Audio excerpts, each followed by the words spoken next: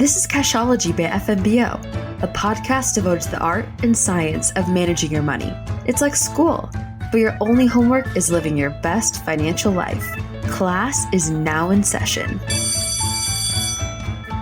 In spite of all the new ways we can buy cars these days, it's still easy to pay way too much.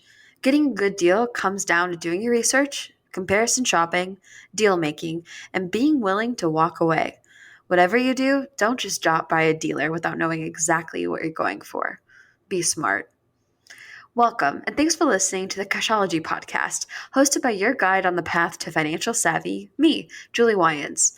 Today we have with us Jose Cavellos, a personal banker from one of our branches at FMBO. Hi, Jose. Hi, Julie. Thank you for having me. We are elated to have you. Tell us, how long have you been with FMBO and how long have you been a personal banker? I've been here for approximately 6 years, going on 7. I started off as a teller for about a year or so, and then I got promoted to be a universal banker for 5 years. 5 years, that's how long I've been a universal banker. And recently I actually got promoted to become a personal banker. Congratulations. So you must know a lot about auto loans because customers come to you all the time. Yeah, I do. I have consistent customers that come to me that get recommended from previous customers in the past, just because of the information that I give them about car loans. I've closed quite a few, so I'm well educated on them. Very nice. Well, we want you to share your knowledge with us. When it comes to the car buying process, what should we consider and what steps should we take? Typically, I like to have the customers do their research on the car that they think is best for them. Of course, you're not gonna, give a 2020 to a teen.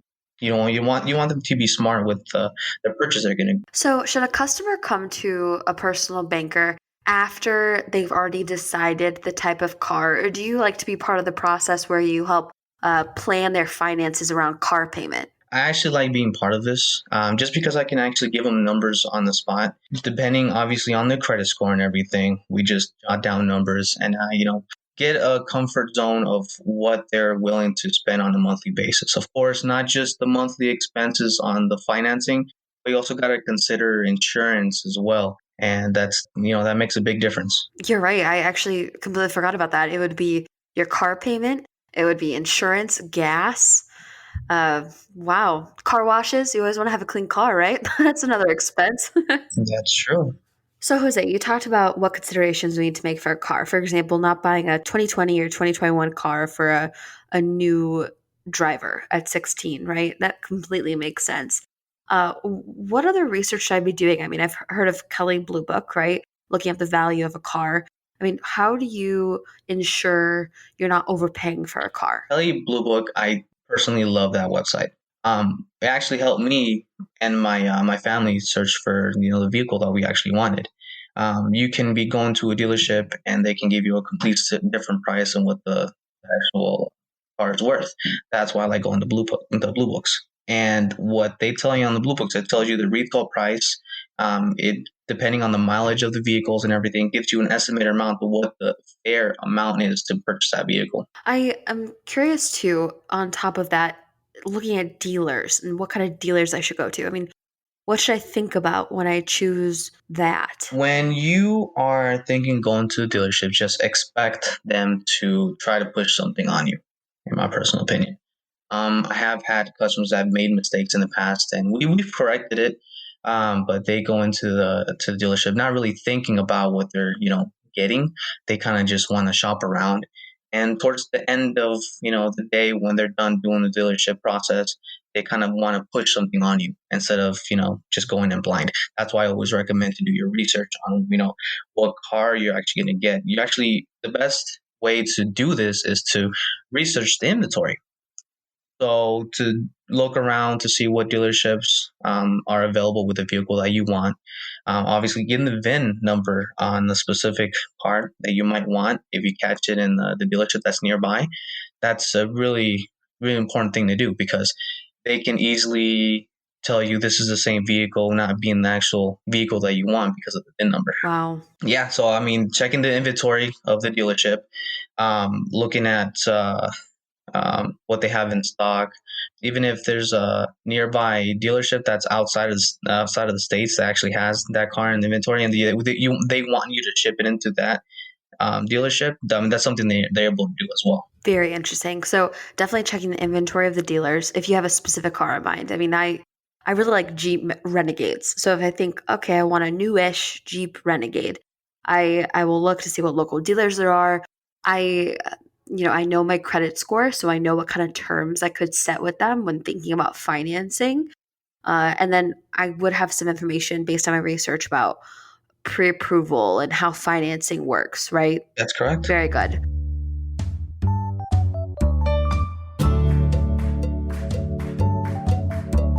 So when it comes down to financing, I mean, talk to me about the deal making portion of it. What should I say? How do I put my best foot forward in making that deal with the dealer? It's nice to still do counter offers.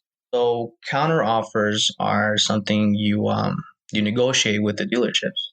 Most of the time, if you have already something in mind, or you've been like, for instance, if you go into the bank and you actually get pre-approved, you can actually use that to your benefit. If, of course, getting the best deal for our customers is the most important thing. So if you're able to get pre-approved with the bank themselves, and you give the interest rate, well, you have the interest rate, the term, and everything you're going to get, you can actually bring that up to the table, and more than half the time they can actually match it. If anything, they can give you a better deal. Wow. Which is considered kind of like a counter offer. Yeah. I mean, what else? How about the buying and leasing process? Buying and leasing process, two different things. Okay, when you're financing, it's set in stone. You're going to be paying this amount for a certain period of time for the term, and by the end of the term, the car is yours. But when you are leasing, there's a few things I guess you should be considering. First of all, you're not going to be owning the vehicle, okay, for very long time, even so. So pretty much when it comes to leasing, let's just say you're renting a car.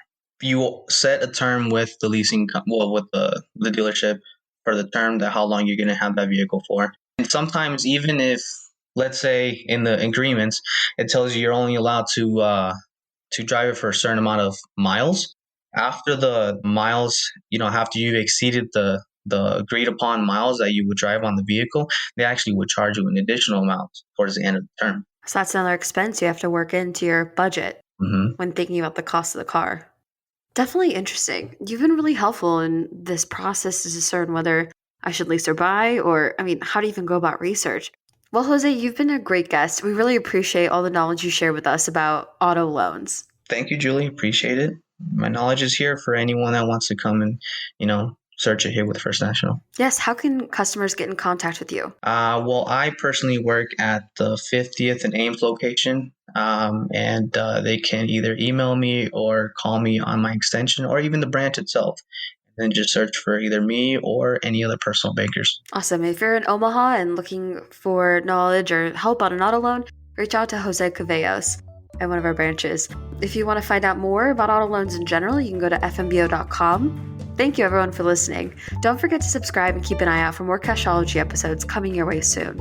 Investment products are not FDIC insured, not a deposit or other obligation of the bank, not insured by any federal government agency, not guaranteed by the bank, may lose value. This podcast should not be copied or reproduced without permission. Information and statements from this podcast are subject to change without notice. Information and statements in this podcast are for informational purposes only and are not intended to constitute investment advice or recommendations. First National Bank of Omaha does not make any representation or warranty as to the accuracy or completeness of any information or statements within this podcast. Member FDIC, Equal Housing Lender.